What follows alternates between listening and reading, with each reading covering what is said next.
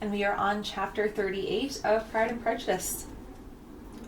On Sunday morning, Elizabeth and Mr. Collins met for breakfast a few minutes before the others appeared, and he took the opportunity of paying the parting civilities which he deemed indispensably necessary. "I know not, Miss Elizabeth," said he, "whether Mrs. Collins has yet expressed her sense of your kindness in coming to us, but I am very certain you will not leave the house without receiving her thanks for it. The favour of your company has been much felt, I assure you.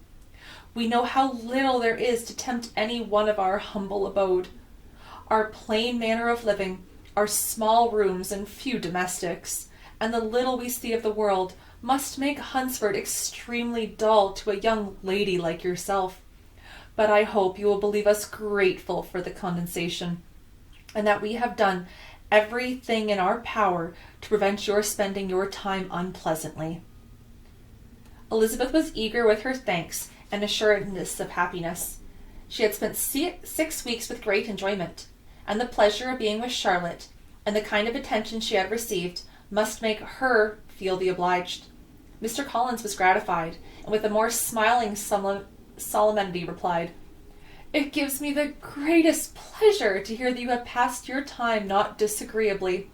We have certainly done our best, and most fortunately having it in our power to introduce you to very superior society, and from our connections with Rosings, the frequent means of varying the humble home scene, I think we may flatter ourselves that your Hunsford visit cannot have been entirely irksome.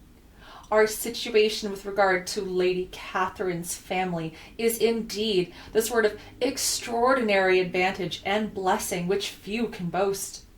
You see on what a footing we are. You see how continually we are engaged there.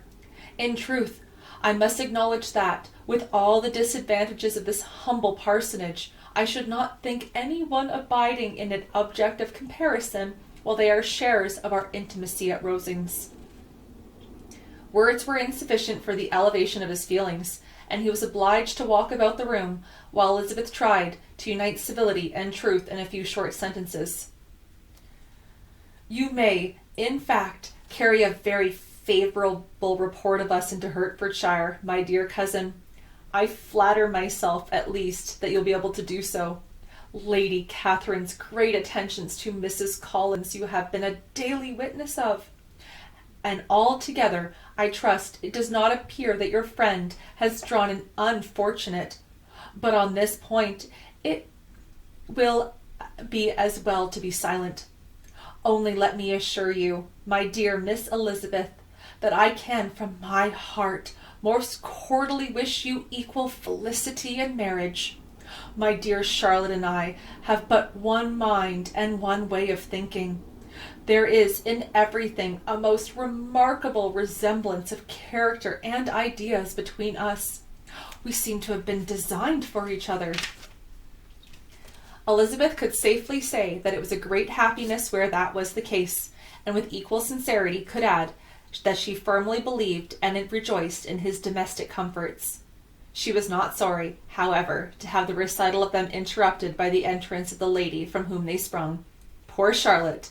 It was a melancholy to leave her to such society, but she had chosen it with her eyes open, and though evidently regretting that her visitors were to go, she did not seem to ask for compassion.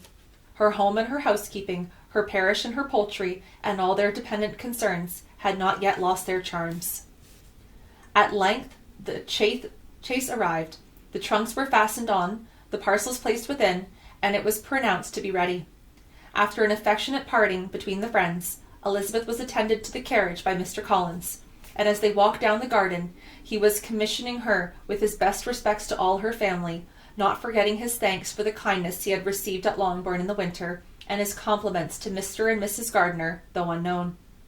He then handed her in, Maria followed, and the door was on the point of being closed, when he suddenly reminded them, with some consternation, that they had hitherto forgotten to leave any message for the ladies of Rosings.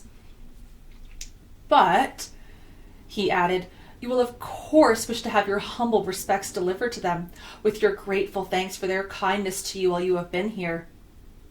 Elizabeth made no objection, The door was then allowed to be shut, and the carriage drove off. "Good gracious!" cried Maria after a few minutes' silence. "It seems but a day or two since we first came, and yet how many things have happened!" "A great many indeed," said her companion with a sigh.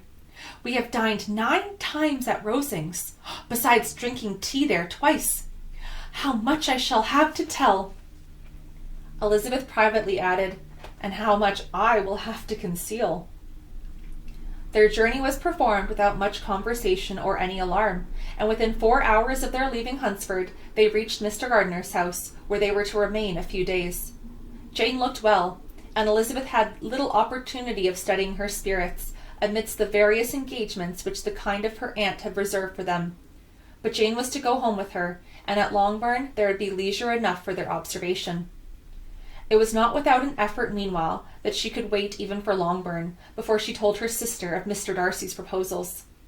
To know that she had the power of revealing what would so exceedingly astonish Jane, and must, at the same time, so highly gratify whatever of her own vanity she had not yet been able to reason away, was such a temptation to openness as nothing could have conquered, but the state of indecision in which she had remained as to the extent of what she should communicate, and her fear, if she once entered on the subject, of being hurried into repeating some of Bingley, which might only grieve her sister further.